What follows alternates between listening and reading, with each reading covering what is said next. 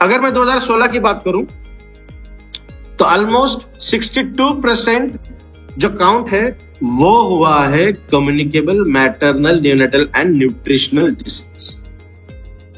तो आज भी अगर थोड़ा सा हम परसेंटेज वाइज देखने का प्रयास करेंगे तब जब प्रेगनेंसी के दौरान जो कॉम्प्लिकेशंस है वो उतने ज्यादा नहीं बढ़े, जितने मात्रा में जो काउंट बढ़ा है उतने मात्रा में वो नहीं बढ़े।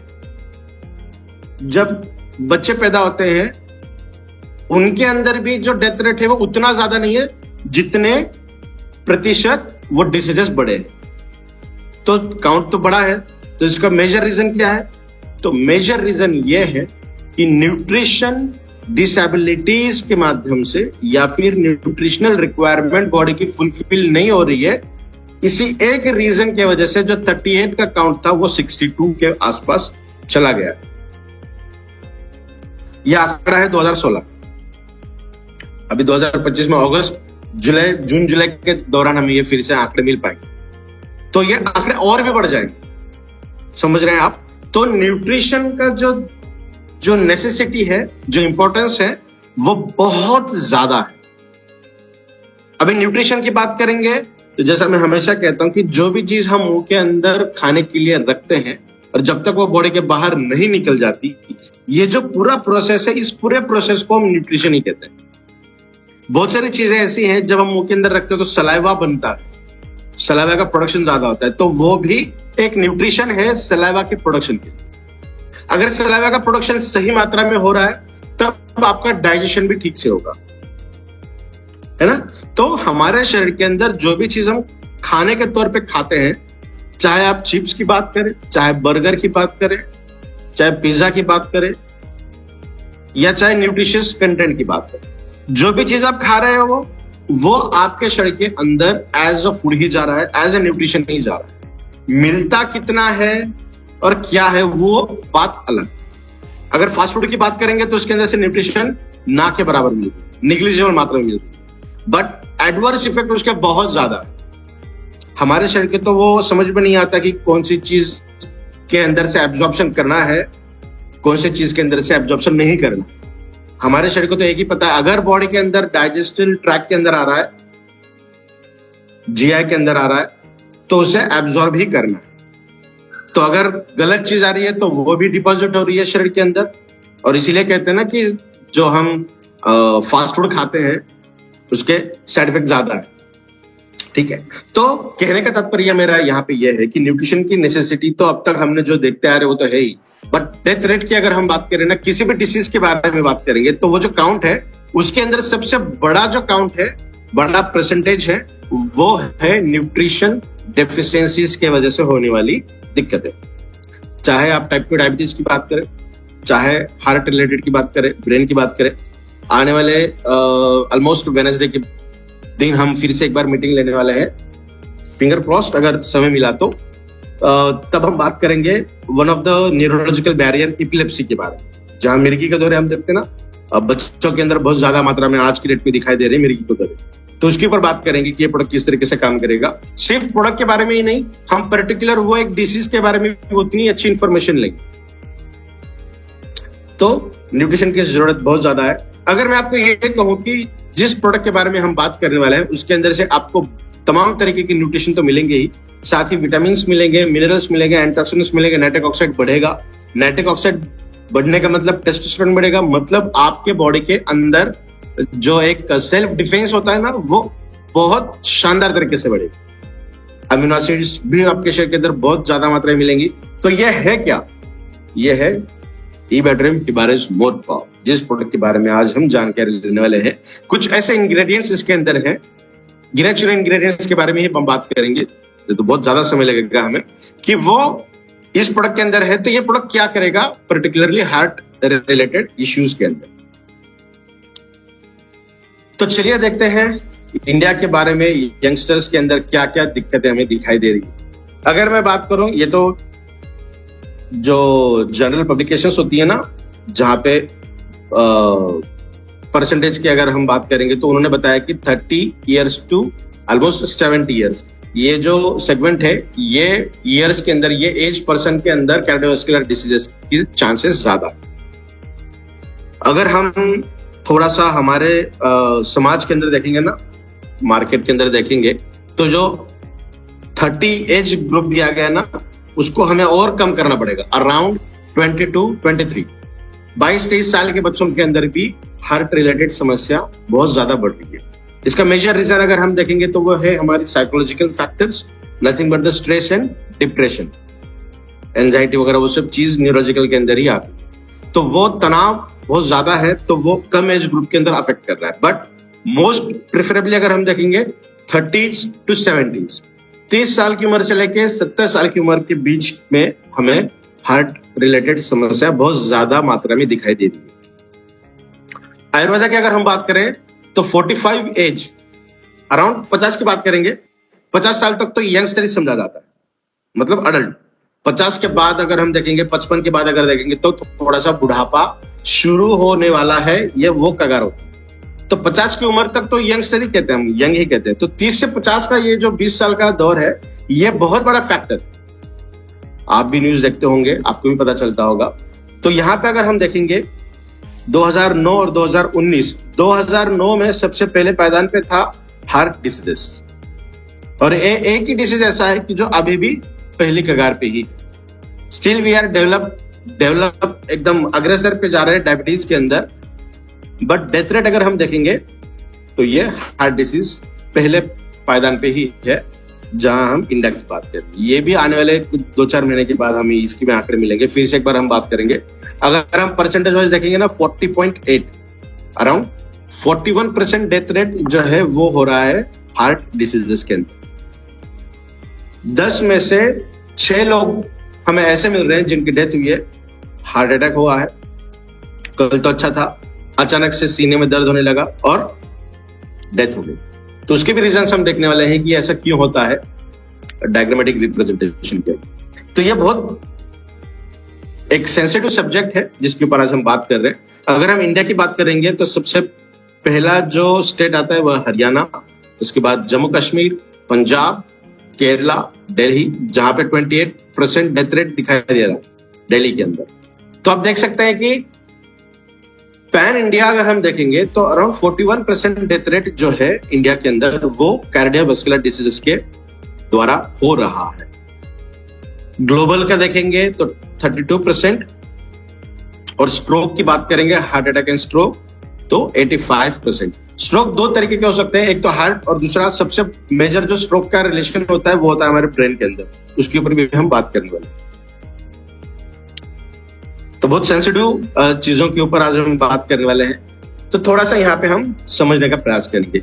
मैंने पहले प्रेजेंटेशन के अंदर ये बताया आपको कि हमारे शरीर के अंदर एक ऐसी सिस्टम होती है, अगर मेरा हाथ, मेरी उंगली यहां से कट गई है तो उसके अंदर का जो खून बहाव होता है, खून जो निकलता रहता है, वो निकलते रहता है क्या 5-10 मिनट के अंदर वो खून का बहाव ऑटोमेटिकली रुक जाता है। अगर मेरा ध्यान भी नहीं है तो वो रुक जाएगा, वहां पे थोड़ी सी इन्फ्लेमेशन हो जाएगी, थोड़ी सूजन आ जाएगी, बट खून का बहाव रुक जाता है। ऐसा क्यों होता है? तो हमारे शरीर के अंदर ब्लड क्लॉटिंग फैक्टर एक होता है जिसे हम कहते हैं blood clotting factor 8, blood clotting factor 8। Science के अंदर उसका एक नाम है, दैट इज थ्रोम्बिन, जिसे कहते हैं थ्रोम्बिन। उसको बनाने के लिए भी एक पाथवे है, जहां पे फैक्टर 1, फैक्टर 2, फैक्टर 10, फैक्टर 12, 13 के बाद फिर ये बनता है, ठीक है।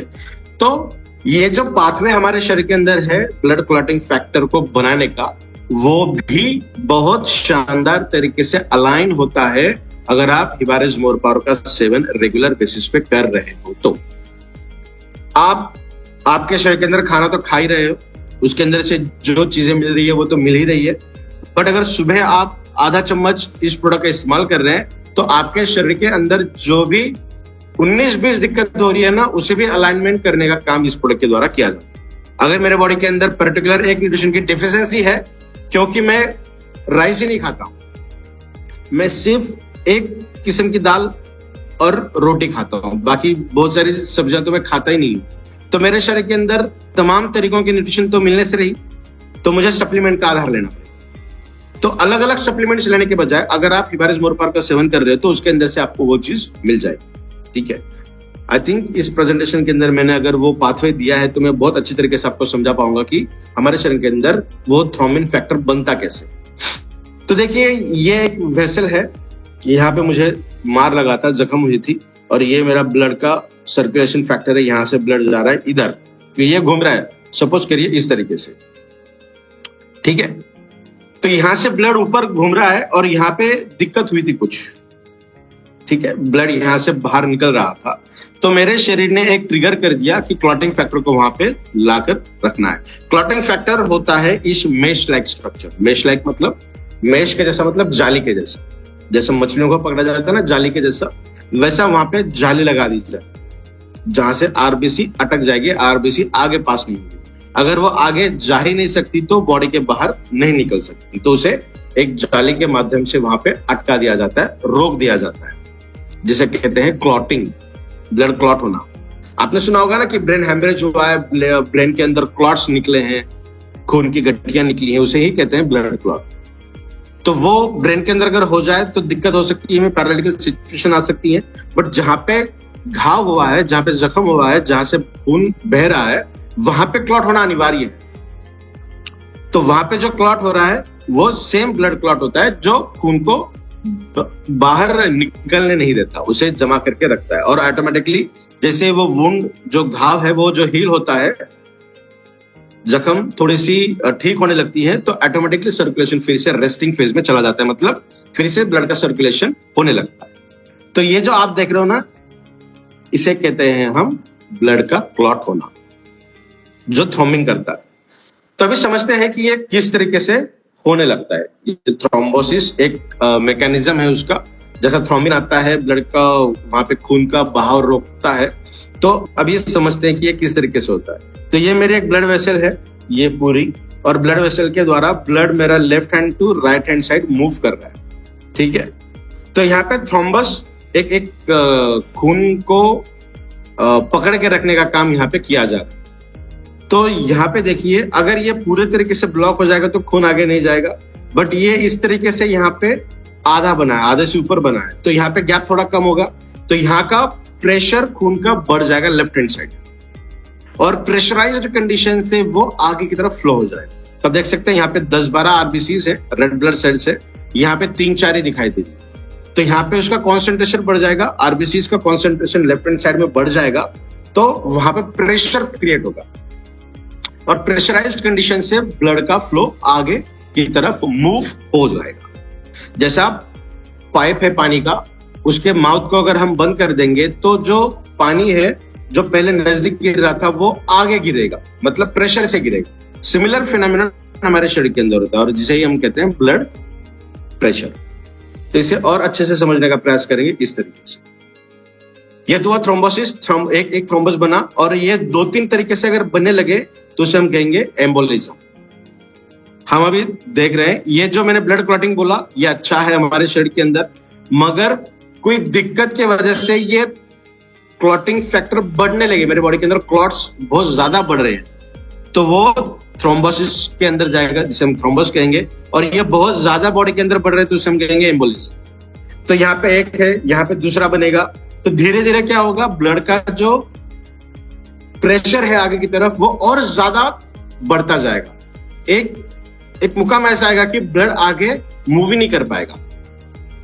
अब देख सकते हैं यहाँ पे ब्लॉक ब्लड फ्लो, ब्लड का फ्लो ही ब्लॉक हो गया, क्योंकि ब्लड वेसल के अंदर एक इतना बड़ा क्लॉट आ गया। ये एक ही क्लॉट है क्या? नहीं, यहाँ पे एक क्लॉट था, यहाँ पे दूसरा बनने लगा, तो ब्लड प्रेशर के द्वारा ये एक जगह पर आकर फंस गए, जिसे हम कहेंगे ब्लड फ्लो वहां पे कंप्लीटली रुक गया। तो दिक्कत भरा काम हो गया ये, इसको थोड़ा सा समझने का प्रयास करेंगे एक इमेज के द्वारा, जिसे हम कहेंगे यहाँ पे एथेरोस्क्लेरोसिस। एथेरोस्क्लेरोसिस एक मैकेनिज्म ऐसा है जहां पे जो ब्लड वेसल है वो धीरे धीरे छोटी होने लगती है। एक्चुअली ब्लड वेसल छोटी नहीं होती, उसका जो अंदर का जो डायमीटर है वो एज इट इज रहता है, बट उसके अंदर कुछ ऐसी परत जमा हो जाती है कि ब्लड का जो फ्लो पहले जितने ml होना था उतने ml नहीं हो रहा है, वो कम हो रहा है, बिकॉज वहां पे प्रेशराइज कंडीशन क्रिएट हो गई। तो देखिए यहाँ पे जो येलो कलर दिखाया गया है उसे हम कहते हैं प्लाक। अगर मैं थोड़ा सा इससे माइक्रोबायोलॉजी के हिसाब से समझाना चाहूँ आपको, तो एक प्लेट अगर मैं ले लूं, उसके अंदर बैक्टीरिया को मैं ग्रो करूं, तो बैक्टीरिया उस मीडिया के अंदर भी ग्रो करते हैं, ऊपर भी ग्रो करते हैं, बट वो एक ड्राई तरीके के कॉलोनीज क्रिएट नहीं करते। वायरसेस अगर हम देखेंगे, उनको अगर हम ग्रो करेंगे लेबोरेटरी के अंदर, तो वो ड्राई तरीके की कॉलोनीज तैयार करते, कंप्लीटली ड्राई, जिसके अंदर किसी भी तरीके की वाटर के कंटेंट हमें दिखाई नहीं देते। मतलब आप देखकर समझ जाओगे कि ये वायरल पार्टिकल, तो उसे प्लैक कहते हैं। तो जितना ड्राई वो रहता है, उतने ही तरीके के ड्राइनेस इस प्लैक के अंदर हमें दिखाई देता है, जो हमारे ब्लड वेसल के अंदर एक परत के तहत जमा होती है। और जैसा ब्लड का फ्लो तो होने ही लगता है। अगर मैं मेरे वेसल के अंदर सपोज इस तरीके के प्लैक्स बने हैं और मैं भाग रहा हूं, मतलब मैं रनिंग करता हूं डेली बेसिस पे, तो होने क्या चाहिए कि ये जो जमा हुआ है वो धीरे धीरे डिग्रेड होना चाहिए, बट उसको लंबा समय लगता है, बिकॉज ये बहुत ज्यादा ड्राई रहते हैं। जो एक बार परत उसकी जमा हो जाती है तो वो आसानी से नहीं निकलती, तो उसे हम कहते हैं एथेरोस्क्लेरोसिस। तो थोड़ा सा देखिए यहाँ पे प्रोग्रेशन किस तरीके से होता है उसका। तो ये तो उसका फॉर्मेशन इस तरीके से, ये तो नॉर्मल हमारी वेसल है, यहाँ पे बनने लगा है। तो इसका प्रोग्रेशन कैसे होगा, हमारा हार्ट का जो पंपिंग है, या फिर ब्लड प्रेशर है, या फिर ब्लड फ्लो बंद कैसे होता है, ब्लॉक कैसे होता है, वो यहाँ पे हम देखने का प्रयास कर रहे हैं इस माध्यम से। तो ये फिर से बढ़ने लगा थोड़ा सा। अब ये बढ़ता क्यों है? अगर हमारे डाइट के अंदर फैट ज्यादा है, वो भी आने वाली स्लाइड के अंदर हम बात करेंगे कि किस तरीके से इस एथेरोस्क्लेरोसिस को भी हमने वहां पे बाइफरगेट करके या मेरे जो ट्यूटोरियल है उसके स्क्रीनशॉट्स मैंने इसके अंदर ऐड किए वहां पे। तो जो थ्रोम्बस वहां पे था, एम्बोलिज्म मैकेनिज्म चल रहा था पिछले वाले स्लाइड के अंदर, वो भी माइग्रेट होकर यहाँ पे अटक जाए, बिकॉज ये तो ड्राई है। ये इसके सतह पर अगर कोई आकर अटक जाता है तो वो आगे मूव नहीं कर पाएगा, बिकॉज ये बहुत ज्यादा ड्राई है, ये जकड़ के रख देगा किसी को। तो ये तो ब्लड क्लॉटिंग फैक्टर्स जो थे वो मूव कर रहे थे ब्लड वेसल के अंदर, वो आके यहाँ पे अटक गए। कहां पर? एथेरोस्क्लेरोसिस के प्रोग्रेशन के अंदर। तो यहाँ पे ब्लड का क्लॉट ऐसा बन गया कि ब्लड आगे फ्लो नहीं कर रहा है। और आसान तरीके से हम यहाँ पे समझ पाए, इसको मैंने जूम कर दिया। देखिए ये जो तीसरी डायग्राम है ना, जो बीच वाला हिस्सा है, उसे ही हम जूम करके देख रहे हैं। ये हमारा हार्ट है, ये हमारी आर्टरीज हैं जहां पे ब्लड वेसल्स काम करती है, जहां पे हार्ट बीट का एक पर्टिकुलर रिदम बनता है, लपडप का जो रिदम होता है वो रिदम यहाँ पे बनता है। पंपिंग कैपेसिटी भी अच्छे बनती है यहाँ पे। तो देखिए यहाँ पे हो क्या रहा है, यही हिस्सा हम यहाँ पे देखने का प्रयास कर रहे हैं। यहाँ पर जो प्लैक है ब्लड वेसल के ऊपरी हिस्से में और नीचे के हिस्से में भी बन रहे हैं प्लैक, और जो सेंटर वाला हिस्सा है वो नैरो होगा। तो अभी क्या होगा कि जहां ये जो सेंटर का हिस्सा है, इसके बैक हैंड साइड में, लेफ्ट हैंड साइड में आरबीसी का काउंट ज्यादा है, मतलब ब्लड का काउंट वहां पे ज्यादा है, वो प्रेशराइज तरीके से आगे मूव करने का काम करेगा। तो उसके अंदर से प्लैक्स भी थ्रोम्बस भी घूम रहे हैं, जो क्लॉटिंग फैक्टर जहां पे दिक्कत अगर है वहां पे जाके वो अपना काम करेंगे, तो वो ब्लड वेसल के अंदर घूम रहे हैं, वो यहां पर आकर अटक जाए। एक तो रास्ता बहुत छोटा था, बिकॉज प्लैक्स बने हैं ऊपरी हिस्से में और नीचे से भी, बीच का हिस्सा छोटा है, और वहां पर अगर क्लॉटिंग फैक्टर आकर जमा हो जाएंगे तो क्या होगा, ब्लड का फ्लो आगे नहीं मूव करेगा, जहां ब्लड कंप्लीटली ब्लॉक हो जाएगा। ये हमारे शरीर के अंदर होता है, नॉर्मल कंडीशन के अंदर भी होता है। अगर मैं अच्छे इंसान की बात करूं जो योगा करता है, मेडिटेशन करता है, स्पोर्ट्समैन है, एक्सरसाइज भी अच्छे से करता है, वॉकिंग भी करता है, और रनिंग भी अच्छे से करता है, प्रॉपर न्यूट्रिशन भी लेता है, प्रॉपर नींद भी लेता है, हाइड्रेशन कैपेसिटी भी बॉडी की बहुत अच्छी है, पानी का इंटेक भी बहुत अच्छा होता है, फ्रूट्स भी बहुत अच्छे तरीके से खाते हैं, इसका मतलब क्या हो कि वो एक आइडल पर्सन। वैसे आइडल पर्सन के अंदर भी 25 to 35% ब्लॉकेजेस दिखाई देते हैं। नॉर्मल है आज की डेट में, अगर हम देखेंगे नॉर्मली 25 से 35% के ब्लॉकेजेस बॉडी के अंदर दिखाई देते हैं, बिकॉज ये हमारे शरीर के अंदर ऑलरेडी हो ही रहा। अगर मैं ऑयल यूज कर रहा हूं खाने में, ज्यादा नमक यूज कर रहा हूं, या फिर कोई ऐसी चीज ऑयली खा रहा हूं, फॉर एग्जाम्पल फ्रेंच फ्राइज में खा रहा हूं, पोटैटो एंड ऑयल, ये आपस में बहुत बड़े दुश्मन होते हैं। अगर हम दोनों को मिक्स करके खा रहे हैं तो हम बहुत बहुत ज्यादा नुकसान कर ले रहे हैं हमारे शरीर का। पर्टिकुलरली मैं बात करूं, अगर हम हाउस होल्ड में यूज कर रहे हैं तो ठीक है, बट मैं पर्टिकुलरली फ्रेंच फ्राइज की बात करूं जो आसानी से एक छोटा बच्चा एक प्लेट खा लेता है, तो वो हमारे शरीर के अंदर बहुत भयंकर काम करेगा शरीर के अंदर आने। तो अभी वो मेरे शरीर के अंदर जा रहा है हफ्ते में 1 बार या महीने में 2 बार, वो मेरे शरीर के अंदर जा रहा है तो जमा ही हो रहा है ना, मेरे बॉडी के अंदर वो डिपॉजिट ही हो रहा है, तो कहीं ना कहीं जाके वो अपना असर दिखाएगा। मतलब 25 से लेकर 35% इन बिटवीन ये जो रेंज है, इसके अंदर हमारे शरीर के अंदर ब्लॉकेजेस नॉर्मल तरीके से दिखाए। अगर ज्यादा मात्रा में बढ़ते परसेंटेज अगर ज्यादा बढ़ रहा है तब दिक्कत होती है। हमारा शरीर इतना सुंदर है, अगर प्रॉपर न्यूट्रिशन हमारे शरीर को मिलती जाए तो हमारा शरीर, अगर एक वेसल ब्लॉक हो गई तो मेरा शरीर, मेरा हार्ट जो है वो एक नई वेसल बनाता है, नॉर्मली बनाता है, एक नई वेसल बनाएगा। जहां पे ब्लॉकेजेस है ना, यहां से बना देगा, यहां से शुरू कर देगा, इसे ज्वाइन कर देगा। इसका मतलब क्या हुआ, मेरा शरीर एक तो हील करने का काम करेगा। अगर हीलिंग नहीं हो पा रही है और प्रॉपर न्यूट्रिशन, प्रॉपर डाइट मेरा चल रहा है, अच्छी चीजें मेरे शरीर के अंदर जा रही है, तो मेरा शरीर एक नई ब्लड वेसल बनाता है, काम रुकने नहीं देता, काम नहीं रुकने देगा। तो ये बहुत शानदार तरीका है हमारे शरीर के अंदर काम करने। Middle layer of the artery is getting thick. ये जो मिडल लेयर है, ये मिडल लेयर थिक बनते जा रही है, जहां पर एक आधा अगर क्लॉट आकर फंस जाएगा तो डेफिनेटली वो जो आर्टरी है वो ब्लॉक हो जाएगी।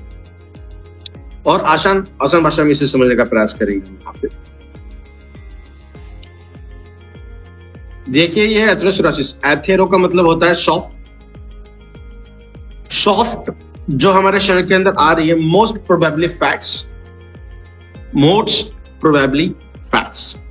ऑयल का अगर मैं इस्तेमाल ज्यादा कर रहा हूं, हमारे हाउस होल्ड में हम डेली बेसिस पे ऑयल इस्तेमाल करते ही हैं ज्यादा तरीके से, तो जब भी ऑयल ले रहे हो ना, तो उसके अंदर कंटेंट के अंदर ये देखिएगा कि PUFA PUFA, MUFA MUFA and trans fat, ये 3 चीजें 0 होनी चाहिए।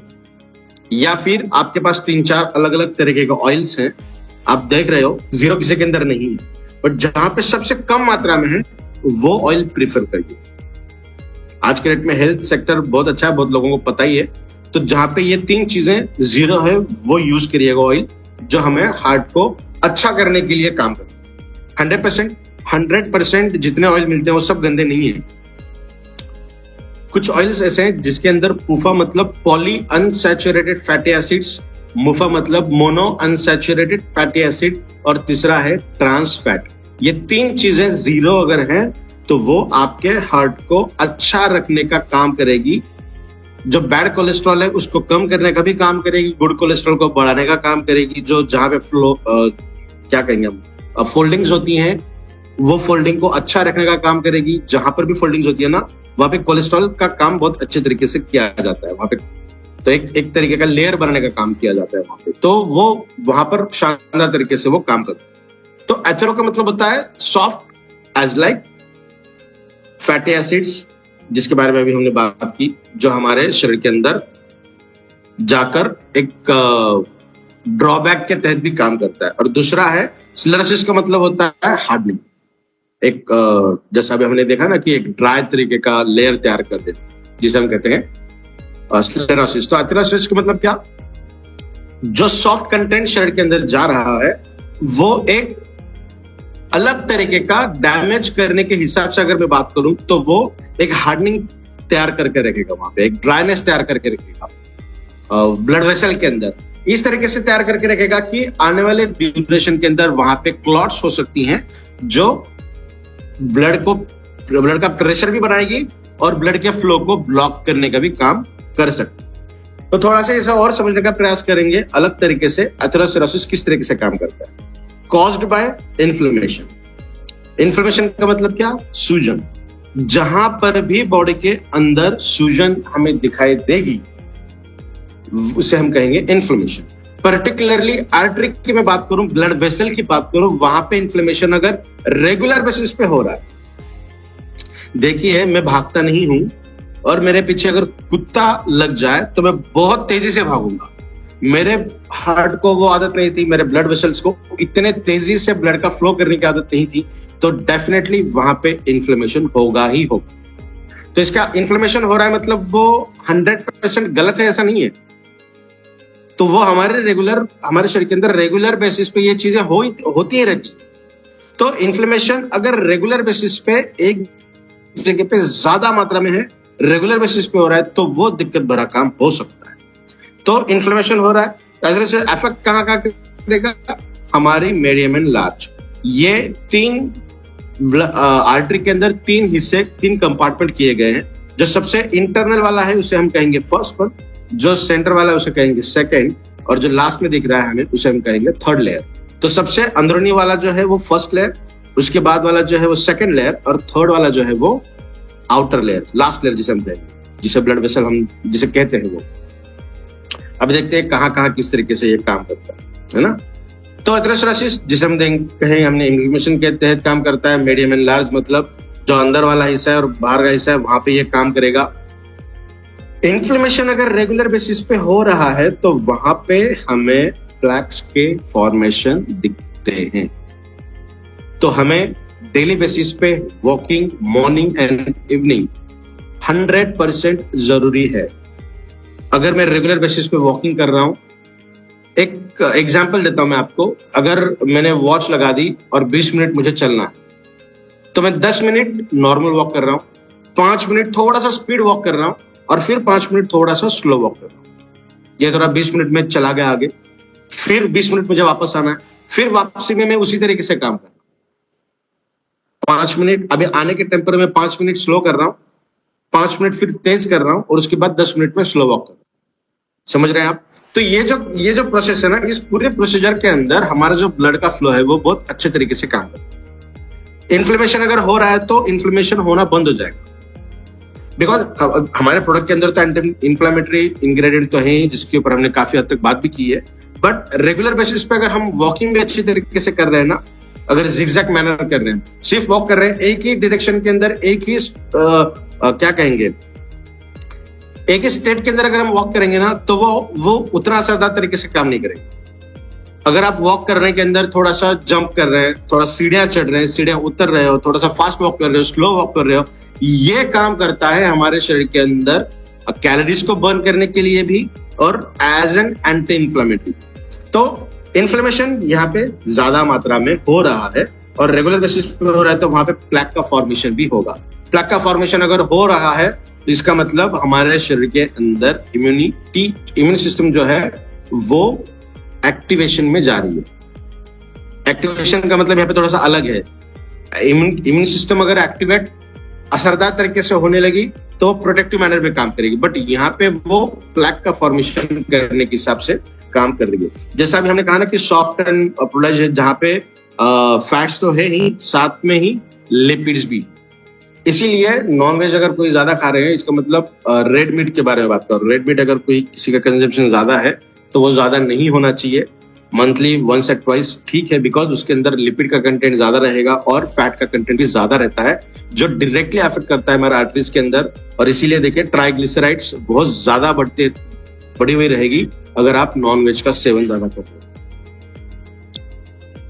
उसी डायग्राम को थोड़ा सा आगे हम बढ़ा रहे हैं। एथेरोस्क्लेरोसिस ये जो जिस तरीके से बढ़ रहा है ना, तो यहां से सेंटर का हिस्सा छोटा हो गया, प्लैक्स बढ़ गए, वहां पर लेफ्ट हैंड साइड में प्रेशर बढ़ गया, राइट हैंड साइड प्रेशर बढ़ गया। अभी यहाँ पे इस डायग्राम के अंदर हम ब्लड का flow right hand side to left hand side बता रहे हैं। तो देख सकते हैं आप, यहाँ पे ब्लड का कॉन्सेंट्रेशन ज्यादा है, यहाँ पे कम है और यहाँ पे कम है। इसका मतलब वहां पर ब्लड प्रेशर हायर है, जो हमें अफेक्ट करेगा।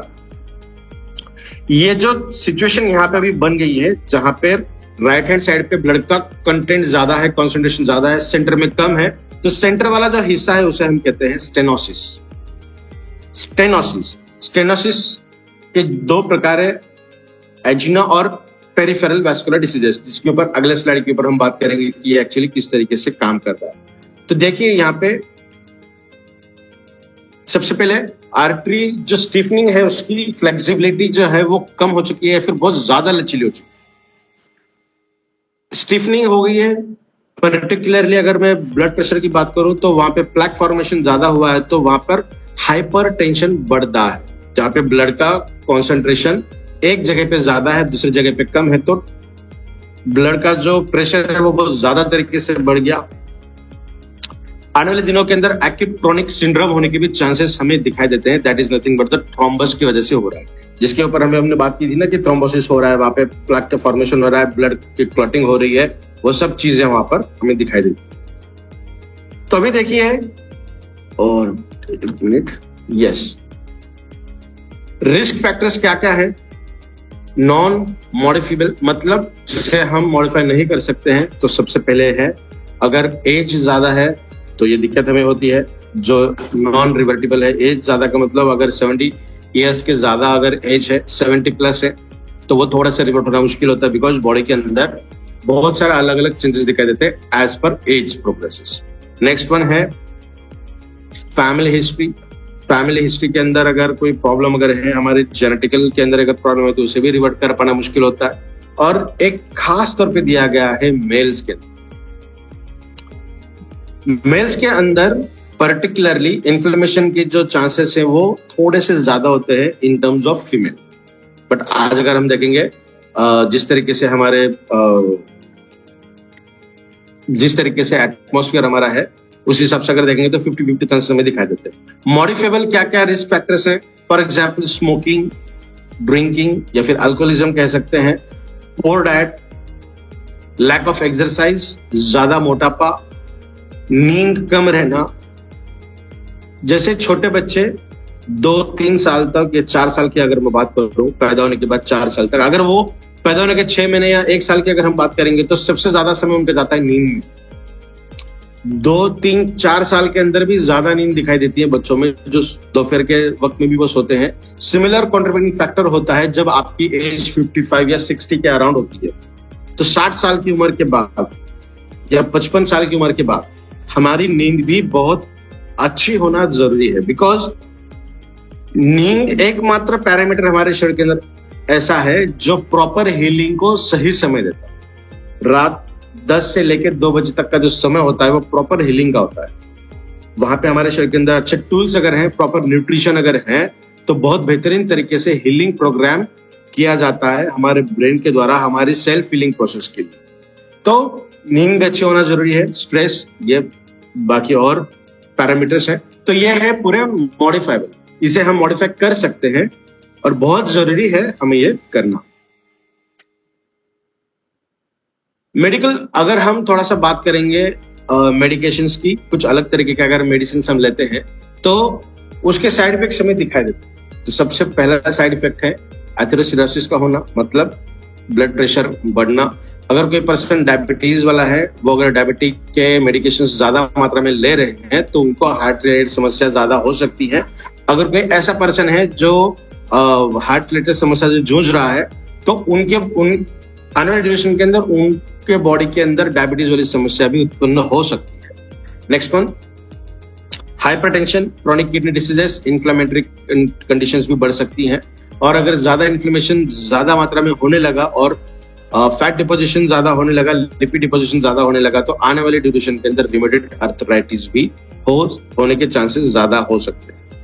जैसा हम बात कर रहे थे कि स्ट्रोक, एक तो हार्ट रिलेटेड भी स्ट्रोक हो सकती है, बट जो मेजर कंट्रीब्यूटिंग फैक्टर है वो होता है हमारे ब्रेन के माध्यम से, जहां पे स्ट्रोक होने के चांसेस ज्यादा होते हैं। मतलब इतनी छोटी छोटी ब्लड वेसल्स हमारे ब्रेन के अंदर होती हैं, जो मेजर अफेक्ट एरिया है वहां पर अगर क्लॉटिंग हो जाए तो हमें स्ट्रोक के चांसेस वहां पे दिखाई देते हैं। अगर मैं ये बात करूं, हमारा जो ब्रेन है वो लिपिड से बना हुआ है, बहुत फ्रेजाइल होता है, बहुत सॉफ्ट होता है। और अगर वहां पे क्लॉट हुआ, अभी हमने क्लॉट के बारे में बात की, क्लॉट किस तरीके से होता है, बहुत ज्यादा हार्ड होता है, वो एक पत्थर के जैसा होता है। वो अगर हमारे ब्रेन के अंदर कहीं किसी भी हिस्से में अगर होने लगा खून का ब्लड क्लॉट, तो वो ब्रेन जो है वो एक्सपेंशन में नहीं जाता। ब्रेन अपनी जगह छोड़कर थोड़ा सा बड़ा नहीं कर सकता, बिकॉज उसका जो हिस्सा है वो स्केलेटन से ढका हुआ है, हड्डियां हमारी बढ़ नहीं सकती। तो क्या होगा, जिस हिस्से में ब्लड का क्लॉट हुआ है वो वाला हिस्सा जो ब्रेन का है वो ठीक तरीके से काम नहीं कर सकता ड्यू टू ब्लड क्लॉट। तो वो क्लॉट अगर अफेक्टिंग एरिया में है, जो हमारे शरीर को कंट्रोल करने का हिस्सा अगर वहां पर है, वहीं पर अगर ये क्लॉट हुआ तो हमें स्ट्रोक के चांसेस दिखाई देते। डेफिनेटली स्ट्रोक हो जाएगा, बिकॉज वो हिस्सा ही काम नहीं कर पाएगा हमारे शरीर के, है ना। तो ये दिक्कत हमें हो सकती है। फिर हमारे डाइजेशन के अंदर भी हमें दिखाई देते हैं। तो ये जो रिस्क फैक्टर है ये पूरे इस पिक्चर के अंदर दिखाने का प्रयास हमने किया है। Side effect of statin. तो सबसे पहले हमारे मसल्स पेन, मसल वीकनेस होना, या फिर हमारे बॉडी के अंदर क्रिएटिनिन लेवल थोड़ा सा बढ़ जाना। ये जो मेडिकेशन हम पर्टिकुलर लेते हैं उस मेडिकेशन के कुछ साइड इफेक्ट हमें इस तरीके से दिखाई देते हैं। टाइप 2 डायबिटीज का होने का चांस भी थोड़ा सा बढ़ सकता है। हेमरेज जो मैंने कहा ना कि अभी ये ब्रेन के अंदर, ये रेयर कंडीशन में दिखाई देता है। जैसा अभी हमने कहा ना कि पर्टिकुलर उस वाले हिस्से के अंदर अगर क्लॉट हुआ तब जाके हमें ये दिक्कत हो सकती है हेमरेज, अदरवाइज नहीं होती है। अदरवाइज हमें थोड़े से पैरालिटिकल कंडीशन दिखाई दे सकती हैं। फेशियल एक्सप्रेशन चेंज हो सकते हैं, बॉडी का कुछ हिस्सा काम करना बंद हो सकता है। पूरा बॉडी का पैरालिटिकल कंडीशन होना वो भी थोड़ा सा अनकॉमन है, कॉमन नहीं है। पर्टिकुलर हिस्सा काम ना करना, ज्यादा झुंझुनाहट होना, नमनेस दिखना, वहां पर सेंसेशन थोड़ा सा कम होना, ये थोड़ा सा कॉमन चीज हमें उसके अंदर दिखाई देती है। जो हमने बात की ना एंजीना, ये इसका मतलब क्या होता है, हार्ट का प्रॉपर थोड़ा सा हिस्सा जो है जहां पे आर्टरीज है वहां पे थोड़ा सा प्लाक फॉर्म ज्यादा होना, या फिर खून का बहाव वहां पे प्रॉपर तरीके से ना होना, या फिर ये भी हम कह सकते हैं कि वहां पे ऑक्सीजन की जो अवेलेबिलिटी होनी चाहिए उतनी अवेलेबिलिटी नहीं हो पा रही है। ऑक्सीजन कैरिंग कैपेसिटी बॉडी की कम हो रही है। तो एक तो हमारी बायोमेट्रिक्स काम करती है ऑक्सीजन सर्कुलेशन के अंदर, और साथ में अगर हम हिबारिस मोरपारो का सेवन भी अगर कर रहे हैं तो बहुत शानदार तरीके से न्यूट्रिशन भी वहां पर आपको मिलेगी। साथ में ही स्टीफनेस जो है वो भी हमें दिखाई देती है। नॉर्मली जो लेफ्ट वाला हिस्सा होता है हमारा, वहां पे अगर हमें थोड़ा सा चेस्ट पेन होने लगा, या फिर लेफ्ट हैंड, कुछ बुक्स को अगर हम देखेंगे तो वो ये डिनोट करती है कि हमारे लेफ्ट हैंड के अंदर झुंझुनाहट होना, नबनेस होना, सेंसेशन थोड़ा सा कम होना, वो अगर है तो वो सिम्टम दिखाई देते हैं हमें पर्टिकुलरली हार्ट रिलेटेड समस्या की। हार्ट अटैक के बारे में अगर बात करना चाहेंगे तो हार्ट के कुछ मसल्स हैं, जो मसल वीक हो जाते हैं, यानी अपना काम ठीक तरीके से नहीं कर पाते, मसल की डेथ होने लगती है हार्ट के पर्टिकुलर हिस्से के अंदर। अगर मसल्स ही ठीक तरीके से काम नहीं कर पाएंगे तो पंपिंग ही ठीक तरीके से नहीं होगी। पंपिंग का मतलब हार्ट थोड़ा सा ब्लड को पंप करता है, लेता है एक जगह से दूसरी जगह फेंकता है, इसीलिए उसे कहते हैं पंपिंग। तो अगर पंपिंग ठीक तरीके से नहीं हुई तो वहां पे ब्लड भी ठीक तरीके से नहीं पहुंचेगा, साथ में ऑक्सीजन भी नहीं जाएगा, और न्यूट्रिशन भी ठीक तरीके से वहां पर नहीं मिल पाएगा। हार्ट अटैक पर्टिकुलरली अगर हम देखेंगे हार्ट फेलियर के अंदर क्या सिचुएशन होती है, तो ये हमारा नॉर्मल हार्ट है लेफ्ट वाला। राइट वाला हिस्सा अगर हम देखेंगे ना, तो जहां पे मेरा कर्सर है ये वाला हिस्सा थोड़ा सा बढ़ जाता है, एनलार्ज होता है, बढ़ जाता है। यहाँ पे आप देखिए थोड़ा सा कम है।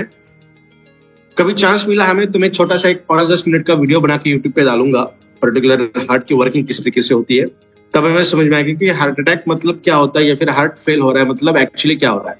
हमें लगता है heart fail, heart attack and cardiac arrest, ये तीनों चीजें एक ही है, तीनों के अंदर बहुत ज्यादा डिफरेंस होता है। तो एक 10-1 मिनट का वीडियो बनाकर मैं डेफिनेटली शेयर कर दूंगा यूट्यूब के ऊपर। तो आप देखिए यहाँ पे जो सेप्टम है, ये 2 अलग अलग हिस्सों को अलग रखने का जो काम कर रहा है, जिसे सेप्टम कह रहे हैं, वो भी कम हो रहा है, और ये जो हिस्सा है वो बढ़ चुका है।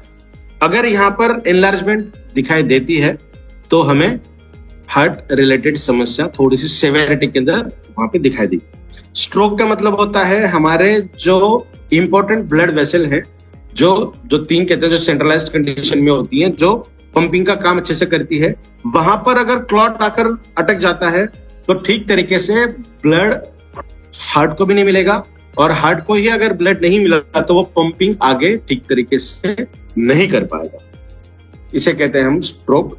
तो साइंस अपनी जगह पे काम कर रहा है, तो साइंस का ये अद्भुत नमूना है ये हिबारिस मोरपारो, ये प्रोडक्ट। इसके अंदर अकरकरा है, अर्जुन छान है, जिंजर है, इलायची है। देखते हैं ये अपने हिसाब से क्या क्या काम करते हैं। सबसे पहले अर्जुन छाल, आप देख सकते हैं कि ये प्रॉपर फंक्शनिंग करता है और हमारे हार्ट के मसल्स को अच्छी तरीके से स्ट्रेंथ देने का काम करता है। मैं मान के चलता हूं कि मुझे हार्ट की कोई दिक्कत नहीं है, कोई समस्या नहीं है, फिर भी मैं अगर हिबारिस मोरपार्क का सेवन कर रहा हूं तो ये जो अर्जुन छाल मेरे शरीर के अंदर जा रही है इस प्रोडक्ट के माध्यम से, उसका जो काम है हार्ट के मसल को स्ट्रेंथ देने का। अगर स्ट्रेंथ अच्छी है तो लेने की जरूरत नहीं पड़ेगी मेरे हार्ट को, अगर थोड़ा सा वीक हो रहा है तो अर्जुन छाल उसे वो स्ट्रेंथ देने का काम है। समझ रहे हैं आप? तो आप हिबारिस मोरपार्क का सेवन किसी और रीजन के लिए कर रहे हो, बट इसके जो इंग्रेडिएंट है वो अपना काम अपने हिसाब से बॉडी के अंदर जाकर कर रहे हैं, क्योंकि ये आयुर्वेदिक है, क्योंकि ये प्लांट बेस्ड है, क्योंकि ये किसी भी तरीके के आर्टिफिशियल इंग्रेडिएंट से नहीं बना हुआ है। इसी वजह से अगर चाहिए तो आपका शरीर लेगा, अगर नहीं चाहिए तो बॉडी के बाहर निकाल।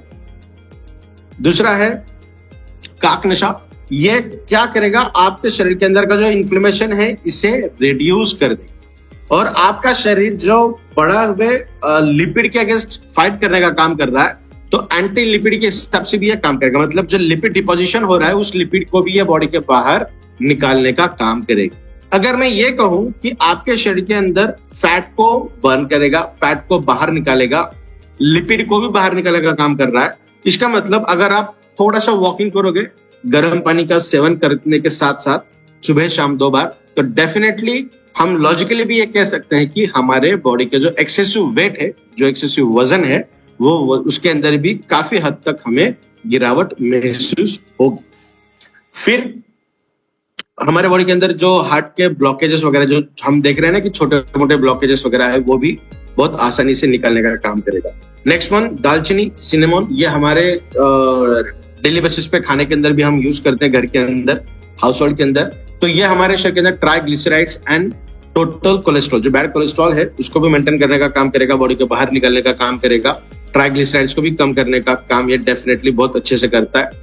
हार्ट डिसीजेस के जो रिस्की फैक्टर्स हैं उन फैक्टर्स को भी कम करने का काम दालचीनी के द्वारा किया जाता है। Reduce blood pressure when consume consistently. तो डेफिनेटली आपको हिबारिस मोरपार्क का सेवन रेगुलर बेसिस पे करना अनिवार्य है। दूसरा है कि ये हमारे शरीर के अंदर जो कॉमन कॉज है ना, premature death due to heart diseases, उसको कम करने का काम ये अच्छे तरीके से करता है। बैड कोलेस्ट्रॉल को कम करेगा, स्टेबिलिटी देने का भी काम अच्छे से ये करता है। नेक्स्ट वन इलायची एंड अकरकरा। ये भी अपने आप में बहुत अच्छी तरीके से हार्ट को स्ट्रेंथ देने का काम करते हैं। जो एक्स्ट्रा टॉक्सिन्स हैं उसको एलिमिनेशन करने का भी काम बहुत अच्छी तरीके से इलायची के द्वारा किया जाता है।